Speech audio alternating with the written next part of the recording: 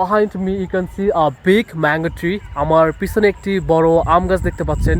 It looks round and very beautiful. এটা দেখতে গোলাকার and খুবই সুন্দর.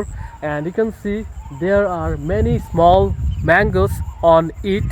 মানে এই গাছে কি অনেকগুলো ছোট ছোট আম গাছ রয়েছে. So you can explain this kind of factor in English like this. So এভাবে যদি প্র্যাকটিস করেন, at the time you'll have the experience to speak clearly, and at the time it will be possible for you to improve your fluency. ওই সময় কি আপনার ফ্লুয়েন্সিটা improve করতে পারবেন. And আরেকটা ব্যাপার হলো যে যদি মেন্টর না থাকে, if you don't have a good mentor to learn the language perfectly, it is not possible for you to learn the language perfectly. যদি ভালো একজন মেন্টর না থাকে তাহলে কিন্তু আপনি ভালোভাবে শিখতে পারবেন না. Because at first you have to learn correctly from the mentor, then you have to practice correctly, then it will be possible for you to speak in English smartly and correctly and perfectly.